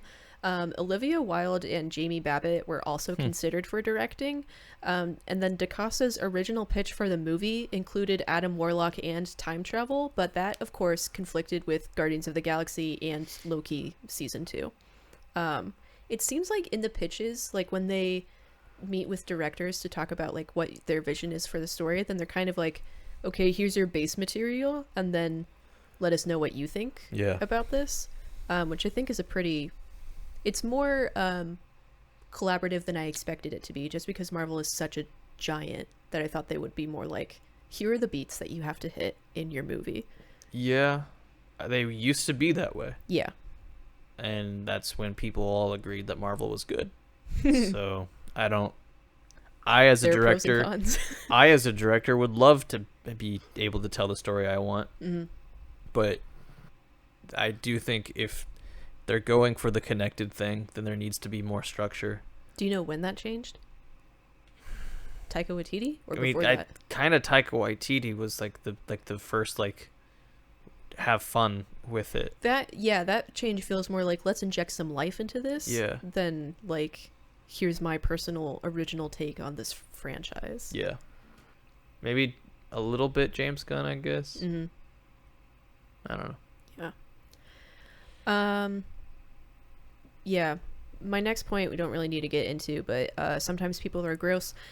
Screen Rant on Issues at the Movie Face says that it is an unfortunate fact that certain netizens are still averse to female and POC-led movies. The Marvels is a great example of MCU representation, featuring a swath of minority actors in leading and supporting roles.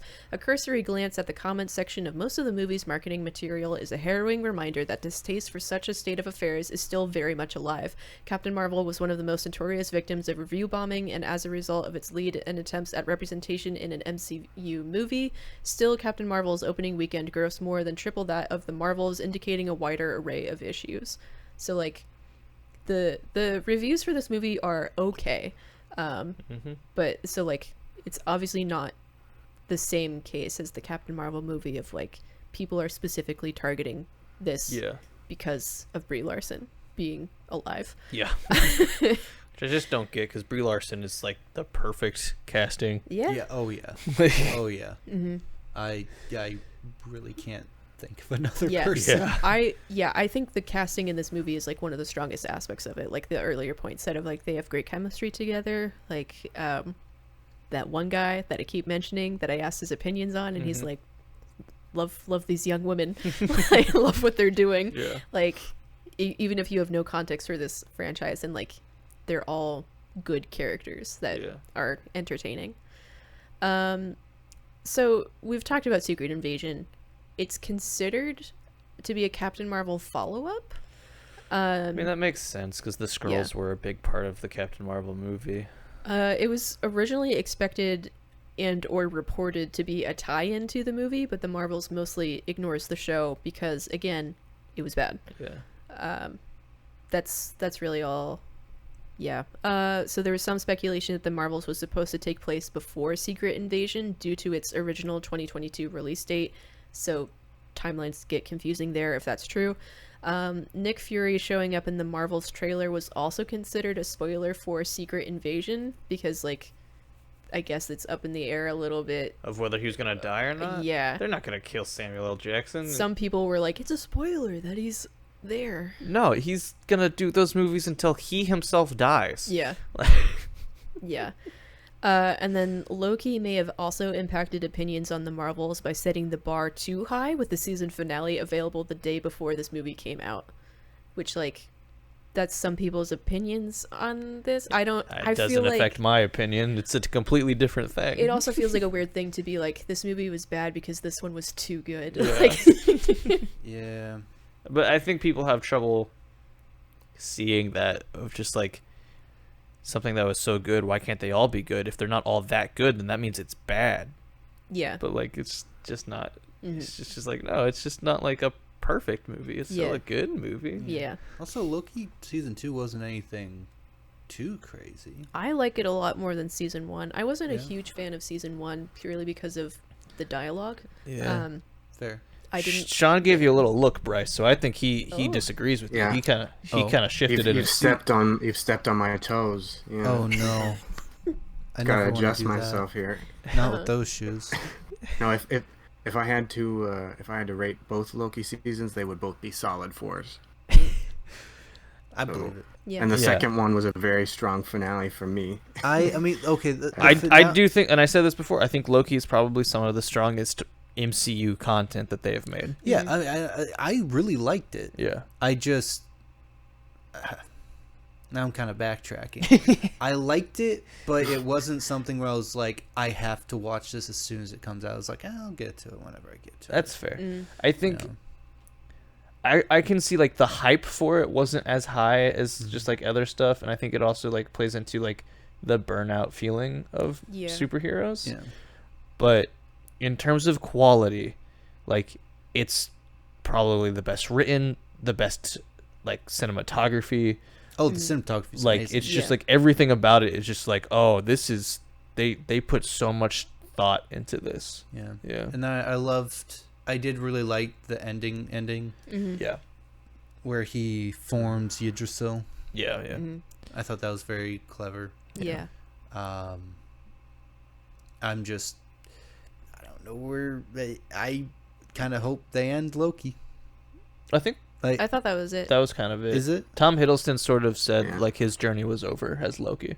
Okay. Because like if they ended it now, I'd be like, okay. Yeah, no, I think Loki's busy right now. he's doing that. He is a tree. Yeah. So the production created 54 sets for 5 different planets, spaceship interiors, Saber Station, and the family homes. DaCosta's goal was to make each planet feel distinct with production design. As much as I disliked the singing planet, I do feel like that was Production design was great for this movie. Everything was like, we're at a different location. It doesn't feel like they're just on like another blank canvas soundstage or whatever. Like it is, you can tell there was a lot of intention in this stuff. And then Marvel had public test screenings for this movie in Texas in June of 2023, which apparently had mixed responses. I feel like From Texas? again, why Texas for your movie about 3 because, women? because they knew that this was a movie about Yeah. women, and Texas is like not known for liking women. Texas? So Like, they had to if be we like, get- how much do they hate it? If we get mixed responses in Texas, then we got a thumbs up. We got a solid movie. Texas 5 isn't everywhere else 9. I truly hate test audiences and how that has been incorporated into making movies. It's a double-edged sword, where like sometimes you hear, I feel like there's always a big one of like, it's not Pretty Women, but it's like some Julia Roberts movie where it's like she maybe it is Pretty Women, where it's like she doesn't end up with the guy, and then it's like, well, what do you mean? Like sometimes people have reacted really well and like changed movie endings for the better, but then yes, sometimes I agree. Sometimes Scott Pilgrim. Yeah. They filmed 2 endings, one where he's with Ramona and one where he's with Knives Chow. all of the test audiences were like, Ramona is the one that it should end with. Yeah. I agree with that, even though it's not true to the comics. Mm-hmm. It's just weird that he would end up with a high schooler. Yeah. But like I Am Legend, Mm-hmm. The test audiences that they showed didn't like the original ending, and so they changed it, and now the original ending is like one of the worst endings in a movie, and like they've released the original ending, and then basically almost universally people have been like, oh, the original ending is way better. Do you know what it is? I don't recall. Okay. But I just know like that's one. Mm-hmm. And like I think does the dog die in the? The dog dog dies definitely dies. Oh. Yeah. but Maybe the dog gets saved. I know one the dog dies, the other dog gets saved. yeah, so it's just like stuff like that, and like I don't know. Yeah. Us, the audience, shouldn't be the one in charge of the movie getting. That's the part where you made. get into more like the movie business does have business Yes. as part of it. Yeah. And like you got to ask the people what they want so you can get more money from the people. Yeah. So, yeah. Anything else before ratings? I don't think I have anything else. Sean, do you have anything else about the Marvels? I don't think I don't know if I ever said it, but I personally wouldn't have cut Kamala Khan from the story. Okay. I get all the points you were saying, but I Kamala, thought as far as making it a fun movie, I liked her presence and her family's. Mm-hmm. Yeah. Just purely on making it a fun movie. Yeah. That's fair. I get it. I think it would have still been a fun movie. She adds the comedic element for sure. Mm-hmm. Because she's just so like in a time period where people are talking about Marvel burnout all the time. She's so excited about Yes. everything and Yes. like being involved in this that it is like. That's why I Good. kind of was like, I feel like she could have been there for a scene, Mm-hmm. but I don't know if she needed to be there the whole movie. I feel like a lot of her scenes could have been Monica, of just like, we need to save these people, Yeah. or like, we need to do good, we need to do this. Mm-hmm. I don't know. Ratings? Well, I did. Monica's kind of Yeah. Oh, No, you go, No, you Sean. go, Monica You go. was like kind of jaded at the start of this. I would feel like towards Captain Marvel, right? Yeah. Yeah, What'd like you say? yeah, towards So, Captain like, Marvel, To but bring she's them still back together, Mm-hmm. yeah. like Miss Marvel. Kamala does bring them back Yeah. together. I do see that. I do feel like though, because like Monica was jaded against Carol, all of like the stuff of like not being able to save everyone, Monica would have used that to be more jaded, Mm-hmm. and like that still like Mhm. moves that along of like we need to save these people, and then no, we can't. I don't know. Yeah. Again, fun movie. I think Kamala should definitely have been in the movie. I just, as much, I think it probably could have been a more solid movie, cohesive story, if they weren't also trying to move a third story. Mm-hmm. That's fair. Yep. Ratings. Ratings. We've already gone over what ratings mean in this episode. Yeah, I'm almost positive that I gave this one a 3. you did. Okay. Correct answer. That is the correct opinion to have. Because I also gave it a 3. Okay. Sean, what did you give this one? I'm gonna give this the third 3. Sweet. Of the Great. So that's Yeah. a episode 3 because Yeah. Bryce hasn't watched it. I guess we Still just. have an opinion. Oh, you have an opinion? No, I said I could. Oh, do you have an opinion? 0. I hate women. Yeah, there That is it the correct is. opinion to Ooh. have. There it is. No, I'm sure I'll like. I liked Captain Marvel. I liked WandaVision. I liked Miss Marvel. Yeah. So Mhm. I'm sure mixing all 3 will be good. Yeah. I'll see it when it comes out on Disney Plus. 3 for 3s. All Well, that brings us to the end of the main thing that Mm-hmm. we do on this show of talking about the 2023 movie. We always talk about other movies that we've watched recently. Last time we talked about Muppets. Muppets Christmas Carol, I think, or just Christmas Carol and Muppets the in general. family. Oh, Muppets Family Christmas. Because we said that was the way to do a crossover. Yeah. That's yeah. I don't know. We've kind of just been watching Jim Henson stuff. Mm-hmm. Emmett Otter's Christmas. Mm-hmm.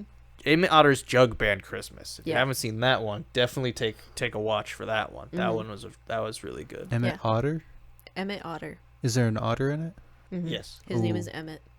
We're gonna have to watch that. Yeah. It's Jim Henson's test basically for a lot of like different stuff that they hadn't done before with puppets Mhm. before making the original Muppet movie. Interesting. Yeah. So Okay. like there's a lot of stuff in it where like the puppets are walking, which you don't really like see Mhm. too much before that, and like That's other all waist up. Yeah. and then like some of the scenes take place in a boat where they're going down a river. Yeah. I And- feel like that was still impressive. This was from 77. Yeah. Yeah. Watching that, I was still like, oh, I wonder exactly how they did No, that. like I was confused. I was like, are they in scuba gear? Yeah. And like because like their mouths were still moving They're singing in the boat. and they're singing in the boat. So I'm just like, and they're in water. Yeah. So like I'm very much like, were they in scuba gear? Did they like they had to have been in the water, Mm-hmm. but I don't know how much. Interesting. Yeah. I don't know if like their heads were in the boat but underneath the puppets. Mm-hmm. Well, Kay will be all over that. Yeah. She loves otters. Otters are great. Feel free to keep talking. I'm gonna go to the bathroom. Okay, we'll probably end it. Okay. Right now? Yeah, we'll probably just end it Oh, now. Well then. Yeah. Cut. I'm back. I've never been gone. Okay. Yeah.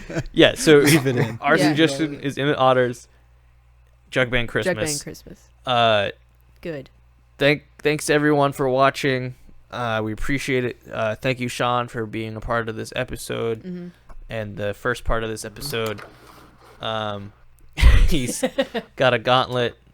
It barely showed up on the video even because of how this is cut. You got to put it in front of your face. Okay, perfect. That's great. Okay. This is our last episode for a little bit, but we'll be back soon. Have good holidays. Thanks for supporting. Yeah, thanks for supporting. All that good stuff. We're very excited that this is a thing that we're doing. We've done for 19 weeks. Yeah. Which is pretty wild. Mm-hmm. We started recording in July. Mm-hmm. And that's crazy to think about. It's December right now. Like, it's wild. Yeah. We've done this for half of a year. Thank you, Bryce, for helping with the 1s and 2s and sometimes the 3s. Mm-hmm. Yeah. If you pay me extra, I might give you a 4. Ooh. But for now, we will see you in a few weeks. In the next year of the movie, Yes. 2024. Then it'll be a year of the movie in a retrospective. Yes. Because to clarify, we're always talking about 2023. Yes. Okay, bye. Yeah.